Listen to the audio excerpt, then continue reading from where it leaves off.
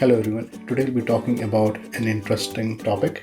Clotting starts with physics, not factors, the first step in clot formation. You would have noticed that bleeding sometimes stops and then restarts, and this is pretty common in surgical ICUs where the surgeons have closed the field and it was completely dry, and a couple of hours later, the nurse is called to say that the patient is bleeding. And this is unfortunately commonly attributed to poor surgical techniques. But hopefully once you're done with this lecture, you will see that the fault is in physiology, not in the surgeon. Let's look at another phenomenon.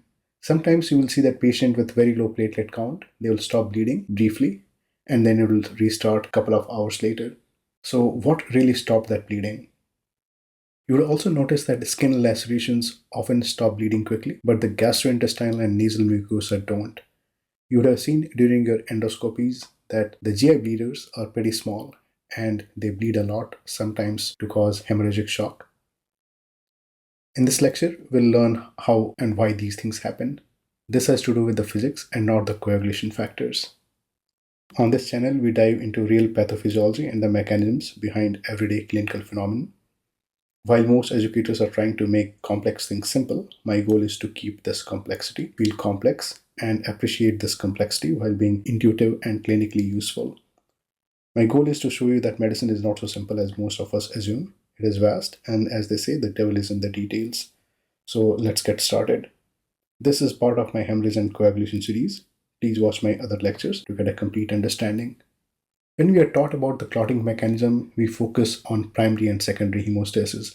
That's your platelet activation and your coagulation cascade, both of them resulting in platelet aggregation and clot formation. However, the first step is vasoconstriction and not the activation of either of these two. Most of us overlook this in our medical training because there's really no test to assess this function. So intuitively, you would think that vasoconstriction would reduce the blood flow and therefore reduce the bleeding. However, the things are more complicated, a lot complicated than you would think. Vasoconstriction appears trivial but has many consequences, and understanding this will help you understand many of the common observations in medicine. So there are 4 steps for vasoconstriction: myogenic reflex, neurogenic reflex, release of endothelin-1, and then release of additional vasoconstrictors from platelets. And these processes are very fast. Myogenic reflex occurs within seconds. Your vascular smooth muscle cells are tethered to extracellular matrix with some tethering proteins and linking proteins. And any pressure-induced stretch results in influx of calcium via the voltage-gated calcium channel, resulting in vasoconstriction. This usually lasts about 20 to 30 minutes, and of course, it would be more prominent in arteries, but not in veins. Neurogenic reflex occurs within minutes. Perivascular sensory nerves sense any vascular injury and send a local axon reflex, secrete norepinephrine and neuropeptide Y. Now your vascular smooth muscles have receptors like alpha-1 and Y1 receptors, which senses your norepinephrine and neuropeptide Y. Both of them result in accumulation of intracellular calcium and therefore vasoconstriction. Next is role of endothelial-derived vasoconstrictors. In a normal, healthy laminar shear, ET1 transcription is suppressed. However, when you have low or oscillatory shear or local ischemia or impaired perfusion, it stimulates your endothelin converting enzyme. Endothelin converting enzyme would convert big endothelin-1 into active endothelin-1. Both of them reside in your Weber palate bodies. Endothelin-1 is released into subendothelial space where it activates endothelin A and B receptor on your vascular smooth muscle cell. Both of these result in influx of calcium from voltage-gated calcium channel and ryanodine receptors, and this would cause vasoconstriction. Now, ET1 also has another role. You got ETB receptor in your endothelial cell, and in a healthy vessel, endothelial activation via ETB receptor tends to oppose excessive vasoconstriction by stimulating your nitric oxide synthase, resulting in PgI2 and nitric oxide, result in relaxation. Lastly, you have platelet-derived vasoconstrictors, which are coming from your secondary amplification after a few minutes, and 2 important ones are generation of thromboxane 2 by activation of phospholipase A2 in platelets and release of serotonin from your dense granules. Thromboxane A2 is a very potent vasoconstrictor. Whenever your platelet gets activated, there is increase in cytosolic calcium, which stimulates your phospholipase A2. Phospholipase A2 will convert your membrane phospholipids into arachidonic acid and further into PGG2 and PGH2. And finally, using thromboxane synthase, it will form thromboxane A2. Thromboxane A2 works on your TP receptors, which stimulates your IP3DAG pathway, thus increasing more cytosolic calcium, thereby activating the whole system further. The thromboxane receptors are also present in your vascular smooth muscle cells. And this results in intracellular accumulation of calcium, which stimulates your myosin light chain kinase and inhibits your light chain phosphatase, resulting in vasoconstriction. There are a few other receptors like G protein coupled receptors, which work by a slightly different mechanism, which potentiates a contraction by inhibiting your myosin light chain phosphatase. Serotonin is the chemical that is present in your dense granules in your platelets. However, understand that platelets do not synthesize serotonin. They uptake serotonin from the bloodstream by the SERT channels. And this serotonin is stored in the dense granules. And when platelets get activated, they release the dense granules with serotonin. Serotonin works on 5-HT2A receptors, and similar to before, it increases cytosolic calcium, resulting in vasoconstriction. This is, however, a weaker vasoconstriction response than thromboxane A2, as it raises calcium only modestly. SSRIs are one of the medications that can increase the bleeding risk as they block these SERT channels. Therefore, your platelets do not have much serotonin in them, and therefore your vasoconstriction can be affected. Now, this is a pretty mild response. When combined with aspirin, you can have more bleeding than usual. However, there's some other type of serotonin receptor on the vascular smooth muscle cell. Some of them, like 5-HT1 receptor, can cause vasodilation when stimulated, and 5-HT3, which are neutral in their function. These two are present in your splanchnic circulation, while your 5-HT2A, that causes vasoconstriction, is present in your skin, arterioles, and pulmonary circulation. So the net effect on smooth muscle depends upon which receptor dominates in that vessel. To summarize the whole process, you have mechanotransduction, neurogenic reflex, endothelin 1 release, and platelet activation, secreting thromboxane A2 and serotonin. And all these four processes commonly increase cytosolic calcium in your smooth muscle cell, which results in vasoconstriction. So how does vasoconstriction really helps? The common thought would be decreasing the blood flow. However, there are many other things that happens because of vasoconstriction. So let's look at how normal blood flow looks like. Because of different drag on different part of your blood component, larger things stay in the center because of increased drag, while the smaller things are pushed towards periphery. So in normal arterial flow, RBCs are in the center and platelets are at the periphery. This is a very simple fact of physics that keeps the platelet where it matters the most, that is, near the endothelium. When you have vasoconstriction, your vessel radius decreases and your flow increases.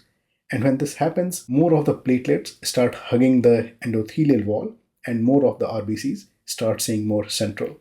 And this results in better adhesion and better activation of the platelets. Vasoconstriction also increases the shear stress. Shear stress is the drag that is felt by endothelium because of the moving fluid. And this shear stress depends upon three factors: volume of the blood flow, blood viscosity, and is inversely proportional to the cube of vessel wall radius. Shear stress maintains antithrombotic tone in normal arteries.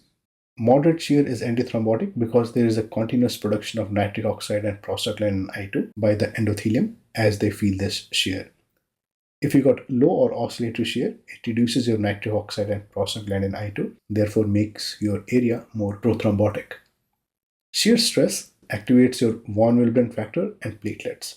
So at a shear stress between 100 to 150, von Willebrand factor dependent adhesion begins. Some studies will report shear rate because blood viscosity is usually constant in a person. So make sure that you note that difference. Shear stress unfolds von Willebrand factor and activates the even domain. So as your vasoconstriction happens, the velocity gradient increases and wall shear increases. At a threshold of around 100 to 150, your von Willebrand factor starts unfolding and exposing its sticky even domain. And if there is area of injury, it is going to tether the platelets to the endothelium. Platelets have two receptors to bind von Willebrand factor. One of them is your glycoprotein 2b3a, which breaks under high shear, so it's only useful in clot formation in the areas with low shear, like veins. The other receptor, your glycoprotein 1b95, works under high shear, and it's very important in your arterial bleeds. The only way you can form a good clot in bleeding arteries is via sticking off von Willebrand factor even domain and glycoprotein 1b95 receptor on the platelet. As we'll see in a subsequent lecture, that this is very different from clot formation in the venous bleeds. Under very high shear stress, can activate platelet directly by stimulating your piezo-1 receptor, which are your mechanosensitive calcium channel. There's also pathological shear stress felt by your glycoprotein 1b alpha and alpha 2b beta 3 integrin, which get activated and increase cytosolic calcium. We'll discuss other aspects of platelet activation in a different lecture. So vasoconstriction is really important in stopping bleeding in the arteries because it increases the shear stress, and this increases the number of platelets closer to the wall. This also unfolds von Willebrand factor and activates platelets. This releases thromboxane A2 and serotonin, as we've seen before, which results in further vasoconstriction. And platelets, along with von Willebrand factor, can attach to your damaged area and start the coagulation cascade in your arteries. Therefore, vasoconstriction not only slows the flow, but it is actively needed to achieve the thrombus formation, especially in the arterial bleeds. So, for example, you would have noticed that cirrhotic and sepsis patients have persistent oozing despite normal clotting test. And this is because of two important reasons. First, of course, is your vasosmooth muscles is saturated with nitric oxide because of vasoplegia. Therefore, calcium signaling is blunted and myosonic tone is impaired. These would reduce the shear stress, so your von Willebrand factor opening doesn't happen effectively. So your arterial clots do not form as well as they can. So now you know vasoconstriction pathway. Let's look at some of the other common observation and look at their explanations. You would have noted that there is an initial hemostasis despite severe platelet defect. And this is because your vessel reflex, as we talked about, your myogenic, neurogenic, and endothelial one is intact, while the problem lies with the platelet plug. So when you see this condition, think about replacing platelet or coagulation factor depending on the bleeding site and the patient problems. You have noted that cold exposure dramatically reduces bleeding because of vasoconstriction and increased shear and its benefit that comes with it. You have noted that skin lacerations stop bleeding quickly, but GI and nasal mucosa bleeding do not stop that quickly. And this is because the skin has got dense sympathetic innervation compared to gastric mucosa and nasal cavity. So your neurogenic response is much better, so your vasoconstriction is more effective. However, there are other reasons involved as well, because your GI and nasal mucosa is certainly more vascular and has got less dense connective tissue matrix, therefore less supportive architecture, therefore vasoconstriction is not as well.